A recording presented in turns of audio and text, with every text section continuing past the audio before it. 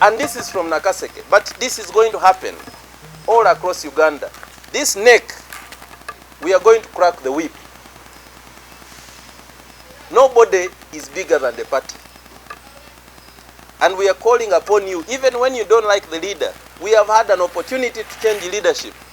And I want to assure you, there will be no elections in the party for the next 5 years. We finished elections, we left it in Mbarara. Our work now is focusing on running for elective positions. All these people were candidates in various positions. Some did not win, but they are here. And Andrew is here. He did not win, but he's here because he's now moving forward. And I want to call upon all our colleagues to look at people like Andrew.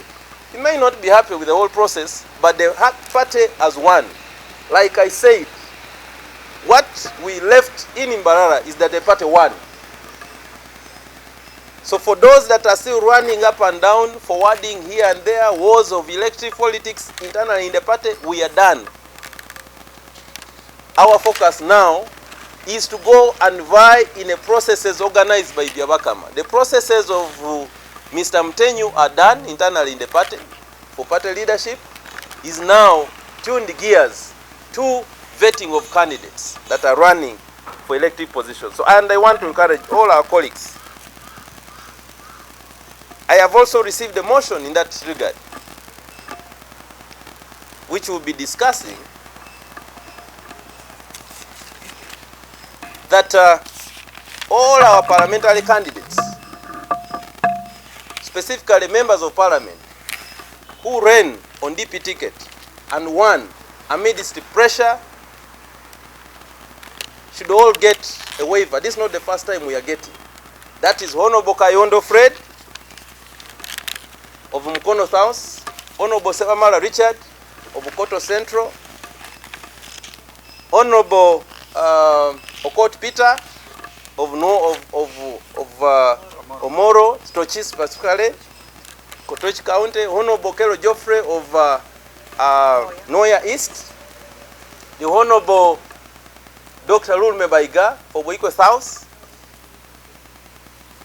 and of course the Honorable Rumu Richard for Midiana South.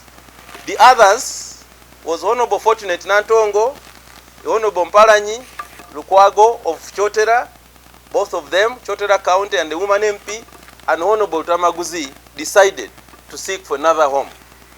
So they were in green corner, they've gone somewhere. I don't know where they have gone. But if any time they feel that they still want to run, those ones will have a special way of dealing with them. But all our candidates who ran on DP tickets and won amid this pressure, we need to deploy them to help all other candidates on how do they win during pressure. So we have a view, and I want to call upon them. I am even willing to walk to where they are to take their application forms for them to run on a DP ticket.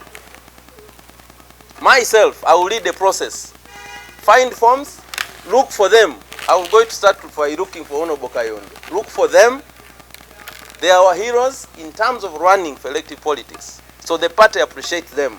And we are going to make sure that we defend them, that we stand with them, because we need to appreciate that they have stood with the party. That is the spirit we have as a leadership of the party. Election in Asama is done. We are now moving forward. And I want to encourage all honorable colleagues, all NEC members for the specific regions, the Honorable Chiinji for Mukono, to look out for all those honorable members who won in their respective positions. And we'll take lead in that. All of us pledge that we'll reach out to them. This is not the first time we are giving a waiver for our sitting members of parliament. In 2016, we gave a waiver to all our sitting members of parliament. That included the Honorable Segona Mida Dirubega Akali Amagwa, the Honorable Mwanga Chivumbi, the Honorable Namboze, the Honorable Mpuga, and all those that were on DP ticket. 15 of them, the Honorable Sewungu Gonzaga, and all those. We are given a waiver specifically because there was a lot of pressure that time, and we thought that we would deploy them somewhere to run. And this is not, this is specifically for this election of 2026. It's not open for the purpose of 2026. You know, there's a proviso for the purpose of 2026. We give them the waiver so that we allow them to go and help other candidates somewhere in their regions on how to win. Because the person, the first-timer candidate, Kayondo Ren, Honorable Kayondo Ren, in 2016 he lost. He still came back in 2021 and he won. So that encourages all of us. If you're first-time person, you run, you lose, there is still hope as long as you remain in the constituency. Therefore, I wanted to say this to allay the fears of those who think, those who we competed with, we are not going to give them party cards. No, we don't own party cards. As long as you apply, we will deploy all these members of Parliament, all these members of NEC to reach out to all those individuals. So let that be said today that we are going to give the waiver to all those sitting members of Parliament, given the tide and the time that they stood with the party.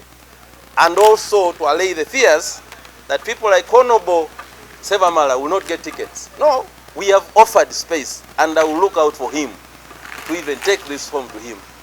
Because when we give you a waiver, you definitely must fill the processes. We don't give a waiver and you don't go through the processes. So they will go through this process. And this process is open from tomorrow. People are going to pick the forms starting tomorrow. And returning of these forms is on the 15th of July. 14 days. You pick the forms, you have all the leeway, but we have left you that space for you to return the forms. Not less than that. You can return in the middle, but not less than 15th of July, because the party has to do processes of vetting and doing all those. This will happen at our Valintum headquarters at plot 117/plot 4. And it will start tomorrow, starting at 9. So the team of Mr. Mtenyu and our secretariat team will be here, busy receiving all those candidates.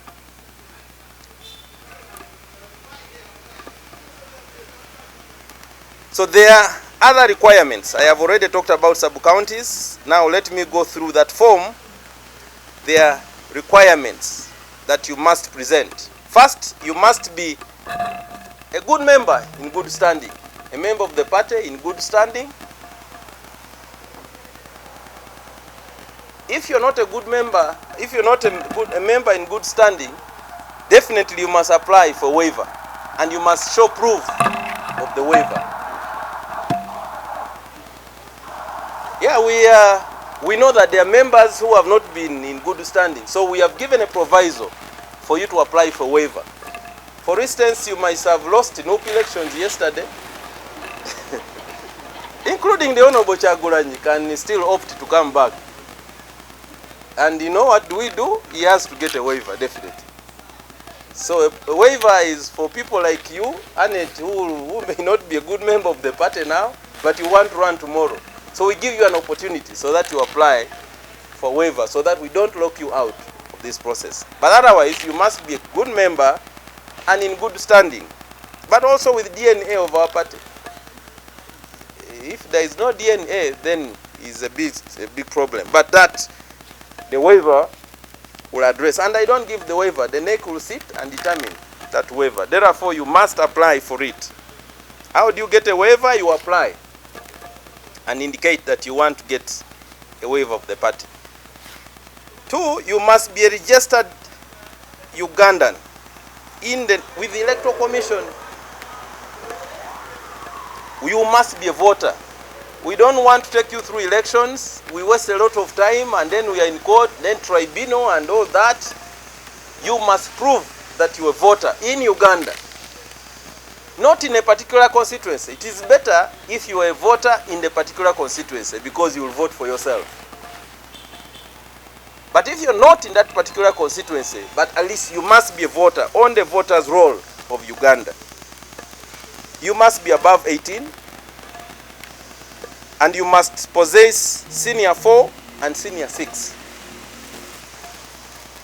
For parliamentary candidates, for chairperson LC5, for mayors of the cities, because they're equivalent to LC5, those must possess the requirement of senior 6. And we have also asked for reference letter from your branch. You must present a letter from your branch. You have to bring us a photocopy of your ID, national ID, and a party card, and academic papers. This is where I have issues, but let me go with certified for now, so that we don't confuse people too much. Certify your papers and come with your papers so that we don't lose you at the end of the day. We had the question, also the question of names. If you have changed your name, you must go and do the deed poll. The Honorable Kolela and teams are here. We have the legal department to help you fulfill all those requirements. For a deed poll, I always confuse, we like calling her Sharon, but she will never find that on her academic transcript. So she's Adong Sarah. But if you want to say Adong Sarah Sharon, because people call you Sharon, that's going to be a problem. And note that for presidential flag bearer, the National Delegate Conference already determined who is going to be our presidential candidate. The Honorable Norbert Mao, having been declared as a party president, automatically the NDC declared itself. For DP, we determine the presidential flag bearer during the National Delegate Conference. Our party leader automatically is the presidential flag bearer for the party.